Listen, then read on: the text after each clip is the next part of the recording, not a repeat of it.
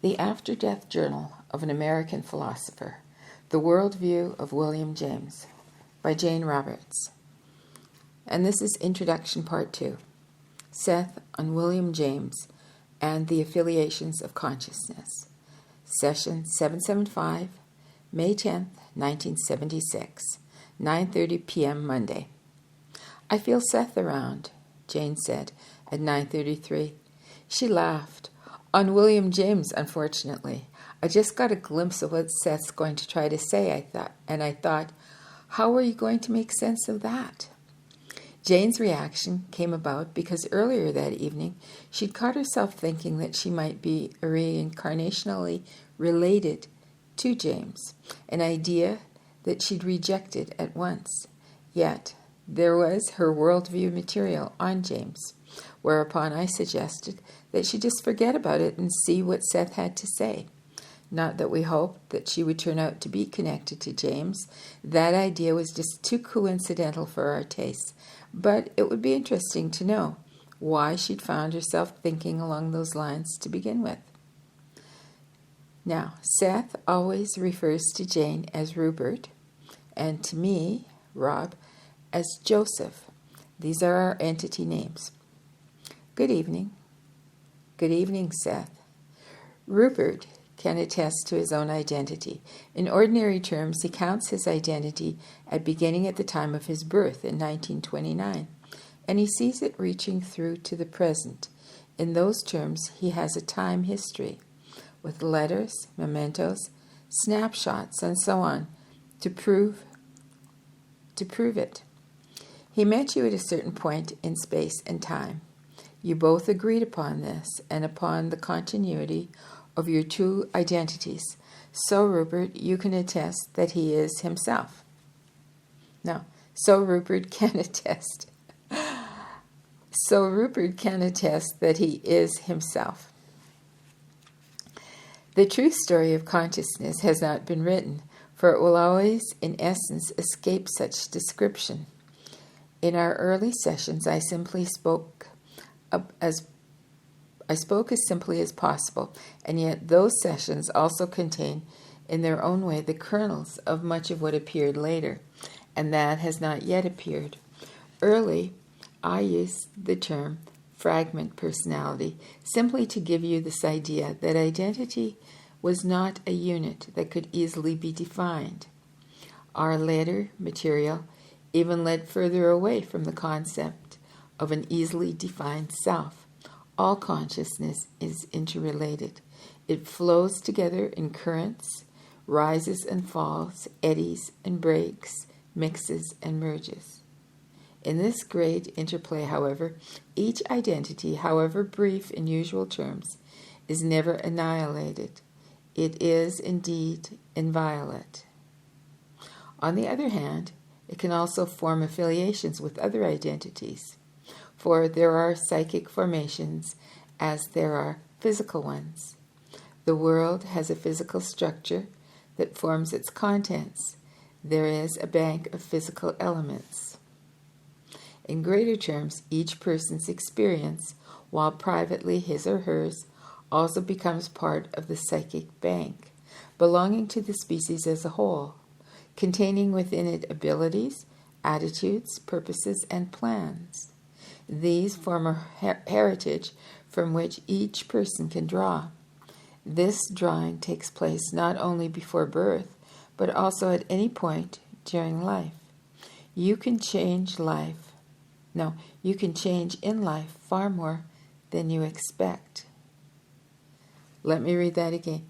You can change in life far more than you suspect, while still remaining the identity that is your own.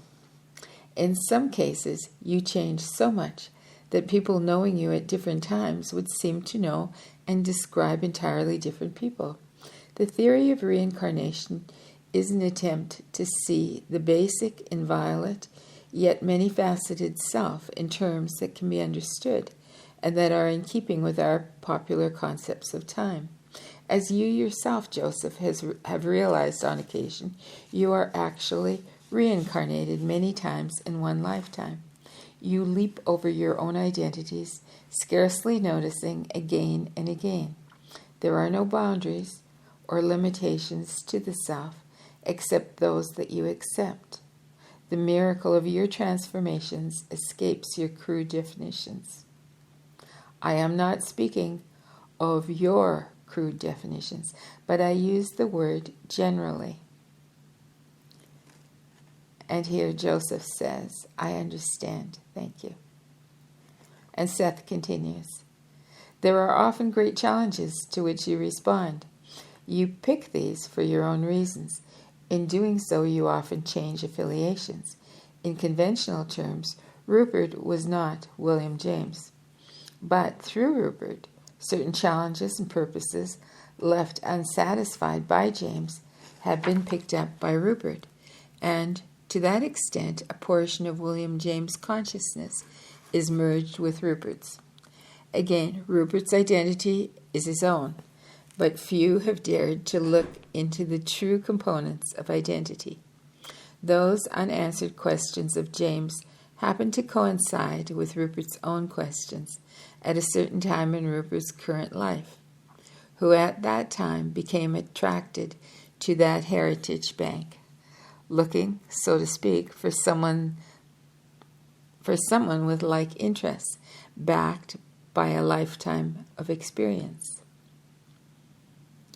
And then he says to Joseph, or Rob, you early recognized the possibilities of such a connection, being drawn to James far before Rupert's interests.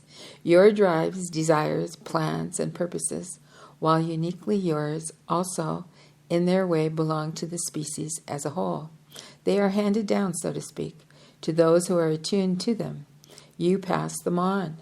James, to some extent, now sees his unanswered questions sifting through another unique consciousness, so that they are given a different slant. Consciousness, individual consciousness, is many-faceted, and in that respect, a portion of James' consciousness is reflected through Rupert's. Rupert is then given James' knowledge concerning those questions as source material, providing references he himself would not ordinarily possess. Consciousness forms and reforms, always in new combinations. Yet in your terms, nothing is lost that has gone before. There is indeed an archaeology of the self in which the consciousness of the past and the present merge. But this is a far more democratic arrangement, for in your terms the future is also involved, so that in those terms future consciousness and identities are even now being formed from the heritage of your own purposes and desires. Because you do not catch important transformations that occur in your own life as retaining your identity, you still leap. You will have to put this in quotes also, from self to self, end of quote. To you, so you do not understand how the inner components of consciousness change their shapes and forms, even as the natural elements of the earth form its unchanging face. Then there's a long pause, and he continues, and he says, give us a moment. In a way, using an analogy, the consciousness of any given nation has a shape and a form as definite as the contours of the physical land upon which it resides. In those terms, during your lifetime, a continent retains its form. Though trees upon it will rise and fall, rocks and stones are washed away into the oceans, generations are born and die, governments altered, still, a man in his lifetime will find the continent generally familiar and intact. Now, in your lifetime, you change in the same way that the continent does, while generally finding yourself familiar and intact. Your identity, while your own, is still a gestalt of consciousnesses in your terms. that have come before and will come in the future. Those other identities reflected through you become unique and inviolate. However, is your consciousness and identity reflected in all others. As usual, I caution you that these matters are most difficult to explain.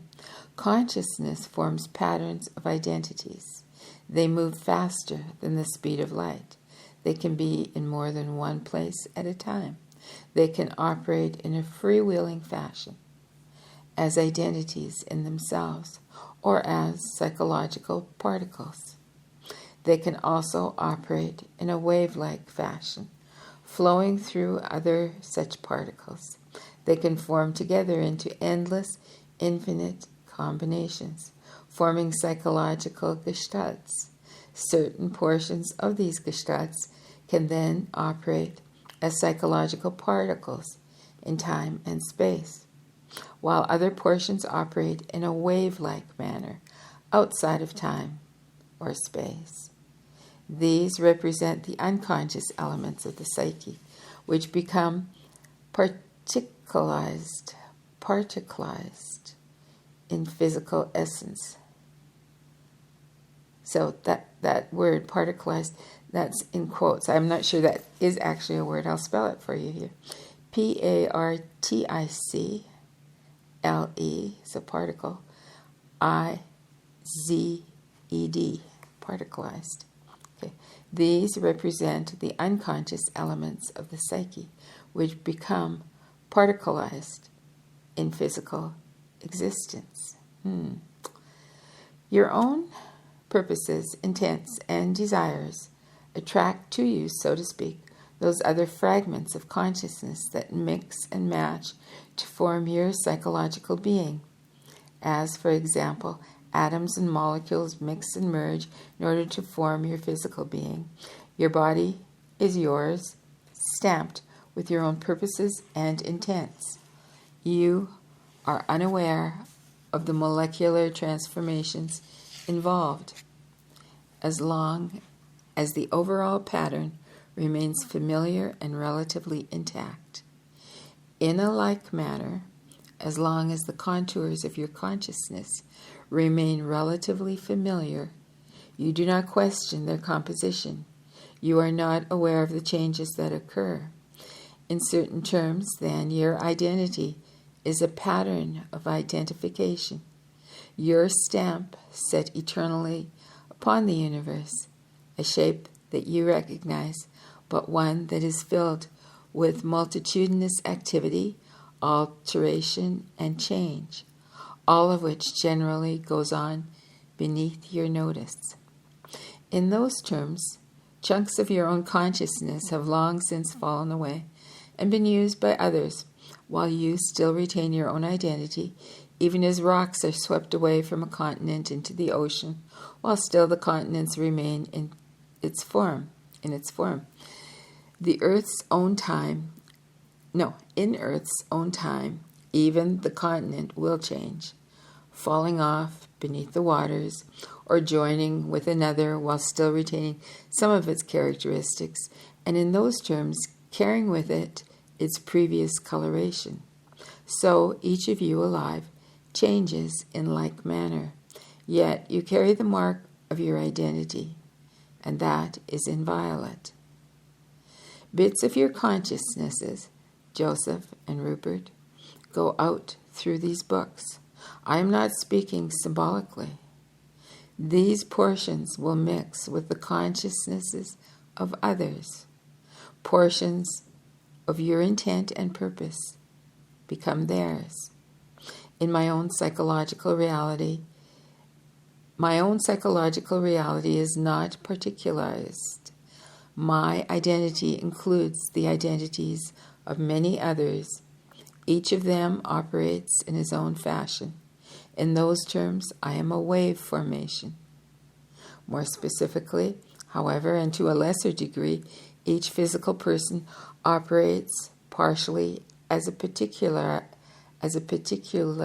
let me try that word again, as a particularized being. Okay, more specifically, however, and to a lesser degree, each physical person operates partially as a particularized being and partially in terms of a wave. But identity being itself inviolate is, on the other hand, interchanging, and there is, in the larger system of reality, no contradiction. The great men and women, historically speaking, serve as psychic models, throwing into the physical realm explosive bursts of desire, purposes, abilities, plans, and intents that cannot be satisfied by any one person in any one lifetime, however heroic their performance. These then serve as impetuses to others, while no desire and no intent exists by itself alone, only by virtue of the identity that holds it. So an identity explodes outward from itself in all directions, showering portions of itself which are used by others so attracted. Each identity is itself and no other, and yet is composed of a myriad of fragments of other identities. Now, James's consciousness is to some extent then reflected through Rupert's, shining with a different cast, and henceforth forming a new combination, one that is original and represents a new creative worldview. In this combination or gestalt, Rupert's identity predominates, so that James provides Rupert with one other focus through which to view reality. At all levels, James as himself predominates in another kind of existence. In your world, your quite conscious desires and intents attract the components of your consciousness. There is never, for example, any kind of invasion or possession in conventional terms. It is, in fact, impossible for one consciousness to possess another. Each identity possesses an integrity that will not allow any affiliation of which it does not approve. Using an analogy, psychological antibodies are far more potent than physical ones.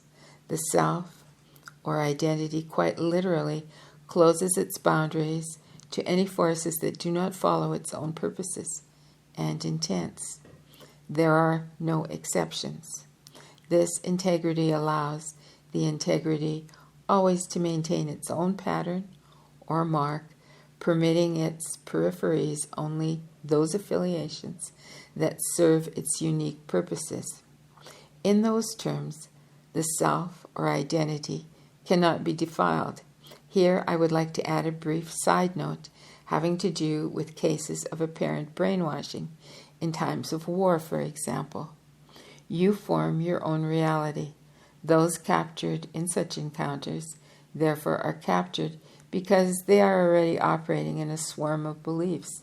No, in a system of beliefs that does not suit their greater purposes.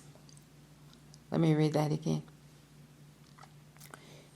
For example, you form your own reality. Those captured in such encounters, like war, therefore are captured because they are already operating in a system of beliefs that does not suit their greater purposes. This subject is highly complicated. Perhaps someday we can pursue it. But in any case, the so-called brainwashing suits the purposes of those so treated. This does not mean that no sympathy should be granted them. A really close examination of their conscious beliefs and purposes, however, would show an acquiescence and acceptance of such experience and a need for it to occur. End of session. I bid you a fond good evening. And they say, thank you, Seth. The same to you. 12:10 a.m.